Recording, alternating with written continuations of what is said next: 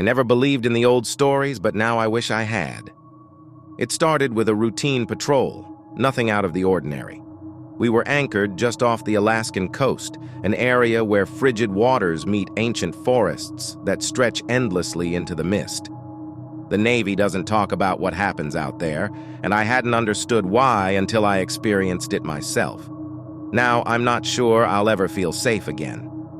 We had been tasked with scouting a remote area known for its turbulent waters and unpredictable weather. The locals, mainly the indigenous people, whispered about strange occurrences in those waters.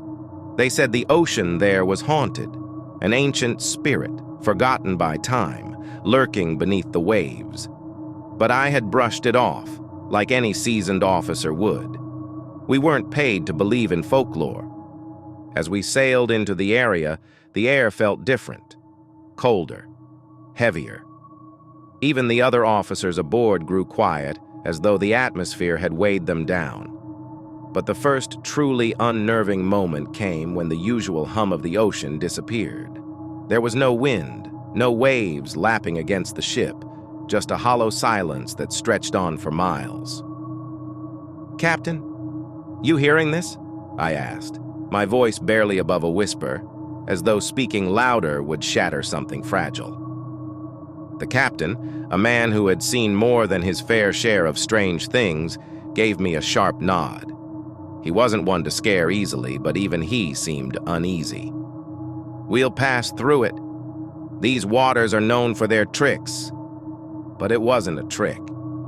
As night fell, I took my shift on deck, staring out into the impenetrable blackness of the sea. The ship creaked and groaned, its sounds magnified by the void of noise around us. That's when I heard it. Faint at first, like a distant echo of laughter. At first, I thought my mind was playing tricks on me, so I shook my head, dismissing it. But then it came again.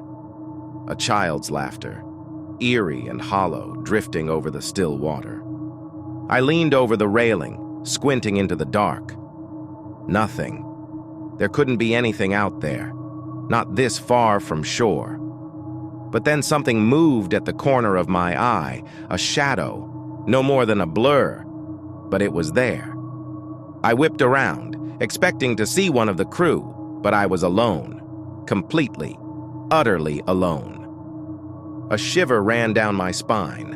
I had been in dangerous situations before, but nothing had prepared me for the kind of primal fear that crept up on me in that moment. The hairs on the back of my neck stood on end as I scanned the deck. The next morning, we found strange markings scratched into the hull, symbols I didn't recognize, jagged and erratic, like something had carved them with a great deal of force.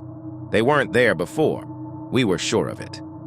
One of the crew members, a man named Taylor, swore he had seen something in the water that night.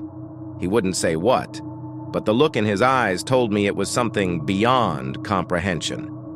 We pushed onward, deeper into the isolated stretch of water, despite the growing unease among the crew. The temperature dropped sharply, though there was no reason for it.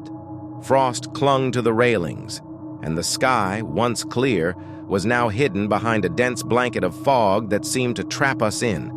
The air itself felt oppressive, like we were being watched by something that existed just beyond the veil of reality. That's when the whispers started. At first they were barely audible, carried on the wind, or so we thought. But as the hours passed, they grew louder, more distinct, and no one could tell where they were coming from. Men reported hearing their names being called, only to find no one there. I, too, began hearing voices, sometimes a low murmur, sometimes a sharp, guttural hiss. But it was the shadows that truly unnerved me. They slithered just beyond my sight, flickering between the trees on the shoreline and the edges of the ship. One night, as I stood watch, I saw something that nearly made my heart stop. A figure, impossibly tall and gaunt, standing on the edge of the forest, staring directly at me. It didn't move. It didn't breathe. It just stood there, watching, its eyes glowing faintly in the gloom. I blinked, and it was gone, as though it had never been there at all. By the time we docked at a nearby coastal village, I was on edge, barely holding it together. The village was small, a place out of time, nestled between towering trees that whispered in the wind. The locals eyed us warily, clearly knowing something we didn't. One of the elders, a woman whose face was lined with age and wisdom, pulled me aside. "You should not have come here," she said in a voice that sent chills down my spine. "The spirits of this land are not kind to intruders. You must leave before it's too late." When I asked her about the markings on our ship, she paled. "Those are warnings," she whispered. "A sign that something is following you." I laughed it off, but her expression remained grave. "You are marked now. It will never stop." The night we left the village, the ship's engines sputtered, the lights flickered, and the temperature plummeted even further. It felt as though we were being pulled into some abyss, where time and reason no longer held sway. And then, the laughter returned. Closer this time, louder, circling us like a predator. The crew was unraveling. I could see the fear etched into every face. Then, the captain disappeared.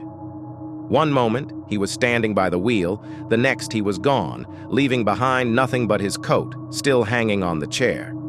No one heard him leave. No one saw anything.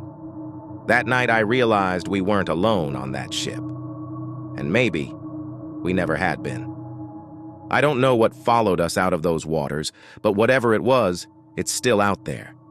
I feel it in my bones, like a shadow that refuses to let go, and I fear the day it decides to come back.